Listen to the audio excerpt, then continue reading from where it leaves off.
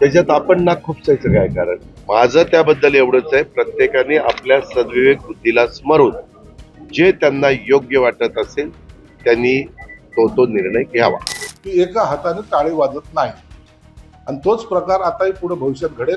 आणि यांना सोडल्यानंतर राजसाहेबांचं आणि त्यांचं जमेल का, हा मोठा प्रश्न त्यांच्यासमोर आहे. मला एक कळत नाही पत्रकार मित्रांनो, ते एका कुटुंबातले, एका परिवारातले, त्यांनी त्यांच्या संदर्भात काय करावं हा त्यांचा अंतर्गत प्रश्न आहे. त्याच्यात आपण नाक खुपसायचं काय कारण? पण यातून मुंबईतलं राजकारण बदलण्याची शक्यता तुम्हाला काय अडचण काय? यातून तुम्हाला काय त्रास होणार आहे? महाविकास आघाडीला त्रास होऊ एक शकणार नाही. या का मी आपल्याला सगळ्यांना सांगतो, प्रत्येकाला वेगवेगळ्या निर्णय घेण्याचा पूर्णपणे अधिकार आहे.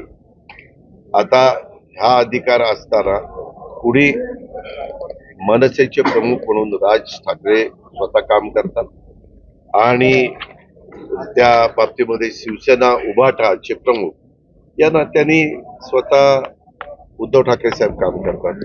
त्याच्यावर त्यांनी त्यांच्या दोन पक्षाच्या संदर्भामध्ये काय भूमिका घ्यावी हा 100% त्यांचा तो अंतर्गत प्रश्न आहे.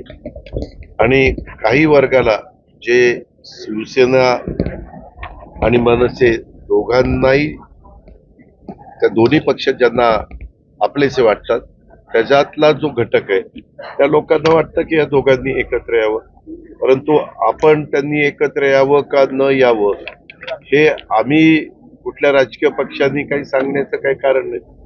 माझं त्याबद्दल एवढंच आहे, प्रत्येकाने आपल्या सद्विवेक बुद्धीला स्मरून जे त्यांना योग्य वाटत असेल त्यांनी तो निर्णय घ्यावा.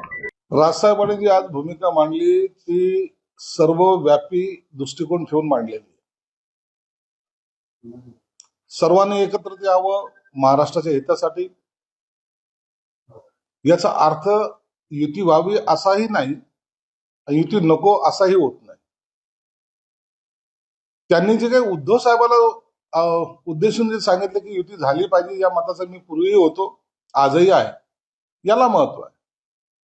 परंतु ही युती होणार नाही हे मी तुम्हाला 100% सांगतो. त्याची मागचे कारण असे आहेत, ज्या राजसाहेबांनी उद्धव साहेब पक्षाचे कार्याध्यक्ष व्हावे हा ठराव अधिवेशनामध्ये मांडला होता, त्याच राजसाहेबांना त्यांनी दूर करायचा प्रयत्न केला. आणि आज राजसाहेबांनी जे काही आव्हान केलंय ते आव्हान केल्यानंतर तातडीने त्यांना रिस्पॉन्स देऊन काँग्रेस आणि राष्ट्रवादीपासून दूर होतील आजच्या घडीला तर ते वाटणं शक्य नाहीये. म्हणून राजसाहेबांनी आव्हान याच्या पूर्वी सुद्धा केलं होतं आणि नंतर त्यांनी हेही सांगितलं होतं की एका हाताने टाळी वाजत नाही आणि तोच प्रकार आताही पुढे भविष्यात घडेल. राजसाहेबांनी घेतलेल्या पॉझिटिव्ह भूमिकेला तिकडून निगेटिव्ह प्रतिसाद मिळेल आणि ही युती होणार नाही हे निर्वार सत्य आहे.